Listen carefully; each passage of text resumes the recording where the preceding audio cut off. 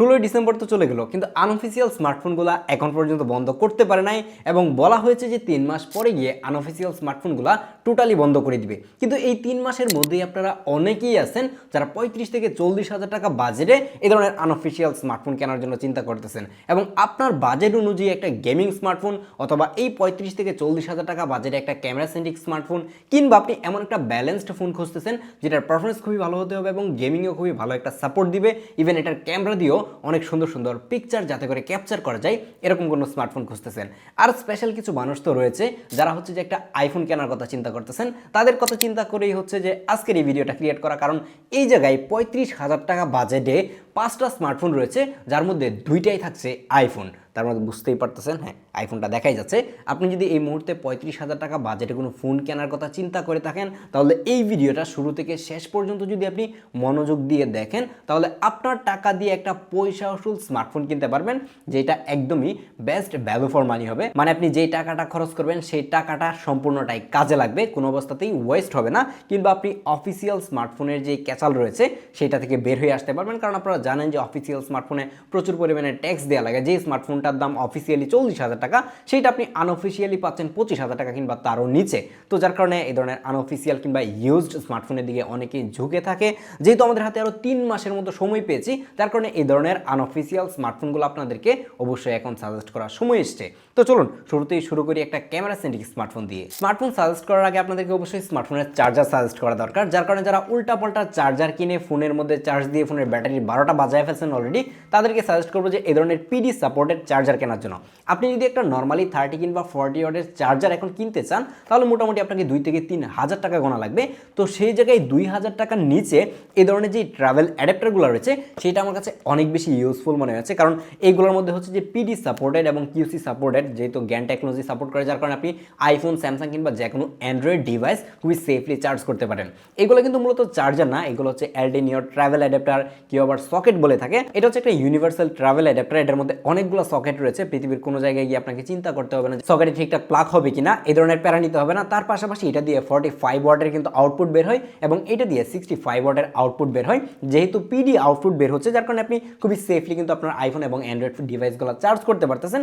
এবং এগুলোর প্রাইস কিন্তু আমি দেখলাম যে অ্যান্ড্রয়েডের যে চার্জারগুলো রয়েছে কিংবা আইফোনের যে চার্জারগুলো পাওয়া যায় অ্যাঙ্কার কিংবা বেসুস অথবা অন্যান্য হাবিজাবি যত চার্জার রয়েছে সেগুলো থেকে প্রাইসটা অনেক কম, যার কারণে কিন্তু এটা আমরা রিসেন্টলি সেল করতে শুরু করছি। এটা কিন্তু আমাদের ড্রপ আউট গ্যাজেট যে ফেসবুক পেজ রয়েছে সেটাতে একটু আপনি দেখলেই খুঁজে পেয়ে যাবেন এবং এগুলোর প্রাইস কিন্তু অনেকটাই কম রয়েছে। প্রাইসের জন্য আপনি চাইলে আমাদের ড্রপ আউট গ্যাজেটের ফেসবুক পেজ অথবা হোয়াটসঅ্যাপে নক করতে পারবেন। সকল কিছু ডিটেল আমি ভিডিও নিচে ডেসক্রিপশনে অ্যাড করে রাখবো। আমাদের লিস্টে 1 নম্বরে রয়েছে হচ্ছে একটা পিক্সেলের ডিভাইস। আর পিক্সেলের ডিভাইসগুলো ক্যামেরার জন্য কতটা সেরা সেটা আপনারা সবাই জানেন। যদিও কিনা পিক্সেল 9 কিংবা পিক্সেল 10 সিরিজে এসে খুব বেশি একটা কিন্তু মার্কেটে সুবিধা করতে পারতেছে না, বাট প্রিভিয়াস যে মডেলগুলো রয়েছে লাইক 8 প্রো কিংবা 7 প্রো অথবা 6 যে সিরিজটা রয়েছে সেগুলোর ক্যামেরা কিন্তু বেস্ট ভ্যালু ফর মানি ছিল। এই মুহূর্তে এসে ইউজড মার্কেটে কিন্তু মোটামুটি 35,000 টাকা প্রাইস রেঞ্জেই পিক্সেল 7 প্রো যে ডিভাইসটা রয়েছে সেটা পাওয়া যাচ্ছে এবং পিক্সেলের একটা প্রো ডিভাইস 35,000 টাকায় পাওয়া যাবে, সেটা আরো 1 বছর আগে চিন্তাই করা যেত না। পিক্সেল 7 প্রো এর ব্যাক সাইডে কিন্তু ট্রিপল ক্যামেরা সেটআপ ইউজ করা হয়েছে আর 50 মেগাপিক্সেলের মেইন লেন্সের পাশাপাশি 48 মেগাপিক্সেলের একটা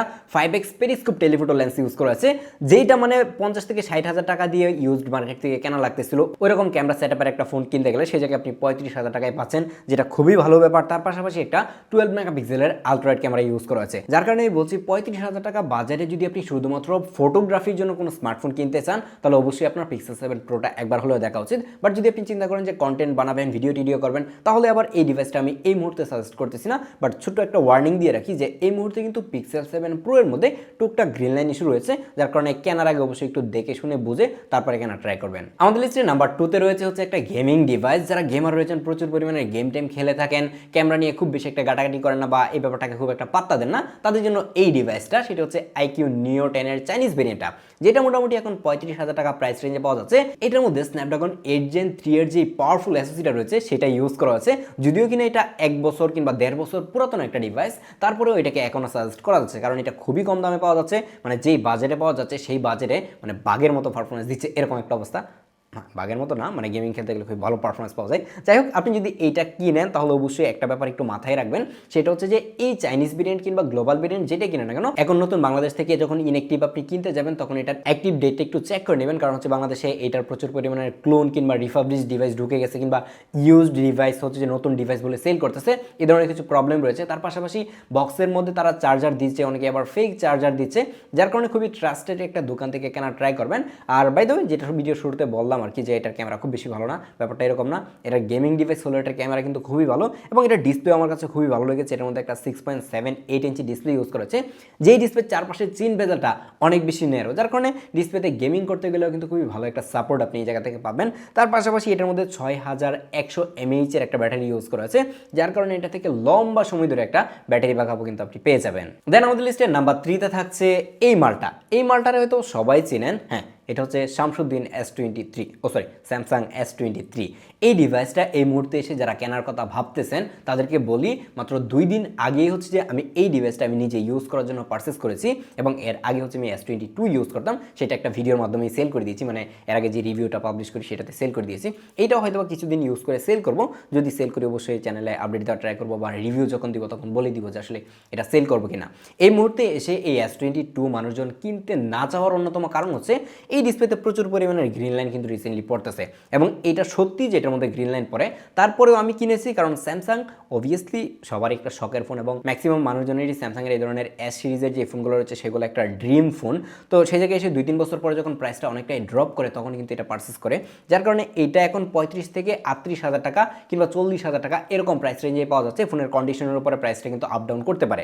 এই ফোনটা একটা ব্যালেন্সড ফোন বলবো, এবং পারফরমেন্সের দিকেও কিন্তু এটা এখন পর্যন্ত স্টিল নাও খুবই ভালো আউটপুট দিচ্ছে, কারণ এটার মধ্যে স্ন্যাপড্রাগন 8 Gen 2 ইউজ করা আছে, যেটার পারফরমেন্স নিয়ে কমপ্লেন করার কোনো সুযোগ নাই। তার পাশাপাশি এটার মধ্যে এখন One UI 8 এর আপডেট চলে আসছে, যার কারণে কিন্তু সফটওয়্যার এক্সপিরিয়েন্স একদমই অন্য লেভেলের। মানে আপনি অ্যান্ড্রয়েড ফোন ইউজ করবেন, একদম বেস্ট লেভেলের সফটওয়্যার এক্সপিরিয়েন্স করতে চান, তাহলে স্যামসাংয়ের বিকল্প কিন্তু অন্য কিছুই নাই। এই যে আমার কাছে একটা Xiaomi লাখ টাকার ফোন আছে, যেটাকে আপনি চাইলে এরকম ভাঁজ করে ফেলতে পারবেন, বাট এই লাখ টাকার ফোনের সফটওয়্যারটাও এই স্যামসাং এর দ্বারের কাছেও যেতে পারে নাই। এই ফ্লিপ ফোনটা নিয়ে খুব শীঘ্রই আমাদের চ্যানেলে ভিডিও আসতে যাচ্ছে, যার কারণে চাইলে আমাদেরকে সাবস্ক্রাইব করে রাখতে পারেন। যাই হোক, আপনি যদি এখন 35 থেকে 40,000 টাকা বাজারে কোনো একটা ব্যালেন্সড ফোন খুঁজে থাকেন, যেটা ক্যামেরা, ডিসপ্লে, পারফরমেন্স এবং এটা সফটওয়্যার সব কিছুই হতে হবে একদমই টপ নচ, বাট আপনি ইউজড ফোন কিনবেন, মানে ইউজড ফোন অথবা নতুন ফোন নিয়ে খুব বেশি একটা প্যারা নাই, তাহলে আপনি এটা দেখতে পারেন। কিন্তু যদি আপনি এরকম হয়ে থাকেন যে আপনার একটা ব্র্যান্ড নিউ ফোন দরকার, বাট আপনি স্যামসাং পছন্দ করেন এবং স্যামসাংয়ের সফটওয়্যার ভালো লাগে, কিংবা স্যামসাংয়ের যে ব্র্যান্ড ভ্যালু রয়েছে সেটাকেও আপনি পছন্দ করেন, তাহলে কিন্তু এই বাজারে স্যামসাং গ্যালাক্সি A56 যে ফোনটা রয়েছে সেটা কিন্তু এখন আনঅফিসিয়ালি কিনতে পাবেন। এই বাজারে যখন আপনি একটা স্যামসাংয়ের ব্র্যান্ড নিউ ডিভাইস কিনতে চাবেন তখন অবশ্যই আপনাকে অনেক কিছু স্যাক্রিফাইস করা লাগবে। তার মধ্যে অন্যতম যেটা, সেটা হচ্ছে যে ক্যামেরা। আপনি এই জায়গায় 50 মেগাপিক্সেলের একটা মেইন লেন্স পেয়ে যাবেন, তার পাশাপাশি আপনি একটা আলট্রাওয়াইড ক্যামেরা পাচ্ছেন 12 মেগাপিক্সেলের এবং 5 মেগাপিক্সেলের একটা ম্যাক্রো ক্যামেরা। এই 35 থেকে 40,000 টাকা বাজেট কিন্তু অনেক টাকা। তো এত টাকা দিয়ে একটা স্মার্টফোন কিনেও আপনি সেটার মধ্যে কোনো ধরনের টেলিফোটো লেন্স কিন্তু পাচ্ছেন না, যার কারণে যখন আপনি পোর্ট্রেট ফটোগ্রাফি করবেন তখন এটার একটা ঘাটতি কিন্তু আপনি ফিল করবেন। তার পাশাপাশি যখন আপনি এটা ডিসপ্লের দিকে তাকাবেন তখন দেখতে পাবেন যে ডিসপ্লের চিন বেজেলটাও মোটামুটি ভালোই বড় মনে হচ্ছে, যদিও কিনা ডিসপ্লের কোয়ালিটি একদমই পারফেক্ট। এই বাজেটেও ডিসপ্লের কোয়ালিটি নিয়ে কমপ্লেন করার সুযোগ নাই, কারণ এই জায়গায় 6.7 ইঞ্চির একটা সুপার অ্যামোলেড ডিসপ্লে দেওয়া হয়েছে, যদিও কিনা S23 মধ্যে হচ্ছে ডাইনামিক 2x এর যে ডিসপ্লেটা রয়েছে সেইটা, বাট ওইটা ডিসপ্লের সাথে কম্পেয়ার করতে গেলে কিন্তু অনেকটাই পিছিয়ে থাকবে, যেহেতু এটা একটা মিড রেঞ্জের ফোন। আপনি যদি নতুন ডিভাইস কিনতে চান আর নতুন ব্র্যান্ড নিউ স্যামসাং এর ডিভাইস লাগবে, তাহলে A56টা আপনি একবার ট্রাই করতে পারেন। আর ভিডিও শুরুতে আপনাদেরকে যেটা বলছিলাম যে এই বাজেটে একটা আইফোন আপনাদেরকে সাজেস্ট করব, যদিও কিনা কম টাকায় আইফোন আমি খুব বেশি একটা আপনাদেরকে সাজেস্ট করি না, কারণ এই বাজেটে যারা আইফোন কিনে থাকে তাদের এক্সপিরিয়েন্স খুব বেশি একটা ভালো হয় না, কারণ সস্তার তিন অবস্থা কিংবা সস্তার দুরবস্থা যেই কথাটা রয়েছে সেটা কিন্তু একদমই পারফেক্ট। কারণ হচ্ছে কম টাকায় যখন রিফাবলিশড আইফোন আপনি কিনবেন সেটার ব্যাটারি ব্যাকআপ খুবই খারাপ দিবে, 2-4 দিন পরে ডিসপ্লে চলে যেতে পারে, ক্যামেরা ঘোলা হয়ে যাবে, ক্যামেরার লেন্স কাজ করবে না, এ ধরনের প্রবলেম কিন্তু অনেকেই ফেস করে থাকে। যেমন আমার হাতের এই যে 13 প্রোটা রয়েছে, এটার 3x কাজ করে ঠিকঠাক, বাট যখন আপনি পোর্ট্রেট মোডে যাবেন তখন দেখবেন যে এটা 3x কাজ করতেছে না। তার মানে কি, এটার মধ্যে কাহিনী একটা আছে, যেটা লাইডার সেন্সর অথবা কোনো একটা হাবিজাবি নষ্ট হয়ে গেছে, যার কারণে কিন্তু এটা কাজ করতেছে না। এই কারণেই আমরা এই ধরনের ইউজড আইফোন কম টাকায় সাজেস্ট করতে ভয় পাই এবং আপনাদেরকে না করি নেওয়ার জন্য।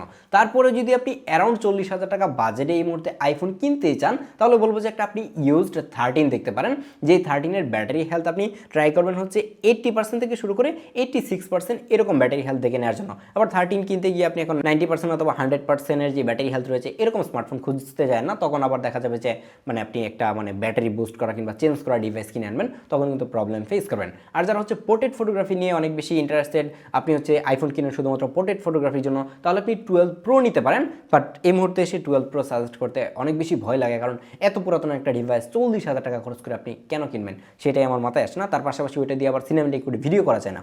যার কারণে যারা কন্টেন্ট ক্রিয়েটর রয়েছেন, ভিডিও টিডিও করবেন ভাবতেছেন, তাদেরকে বলবো যে আপনি মার্কেট ঘাটাঘাটি করে অথবা মার্কেট প্লেস থেকে দেখে শুনে বুঝে এরকম একটা ইউজড আইফোন 13 কেনার জন্য, যাতে করে আপনি ভালো একটা সাপোর্ট পান। তারপরেও এখন এই মুহূর্তে এসে 13 সাজেস্ট করতে পারতেছি না, যে কারণগুলো বললাম, যার কারণে কিন্তু মূলত হচ্ছে ইউজড আইফোন এখন আর সাজেস্ট করি না। ইউজড ফোন সাজেস্ট করতে গেলে এখন মাঝে মাঝে ভয় লাগে। তারপরেও যেহেতু আপনারা ডিমান্ড করেন, আপনারা চান যে আপনার বাজেটে বেস্ট একটা ফ্ল্যাগশিপ ফোন চালাবেন, সেটা 1-2 বছর পুরাতন হলে প্রবলেম নাই, যার কারণে কিন্তু মূলত এই ধরনের ডিভাইসগুলো সাজেস্ট করা। বাট ট্রাই করবেন সবসময় একটা নতুন ডিভাইস নেওয়ার জন্য, একদমই সেফ পয়েন্টে থাকার জন্য। দেখা হচ্ছে পরবর্তী ভিডিওতে, এবং পরবর্তীতে কোন বাজেটের স্মার্টফোন নিয়ে আপনি ভিডিও দেখতে চান সেটা চাইলে কমেন্ট করতে পারেন। আল্লাহ হাফেজ।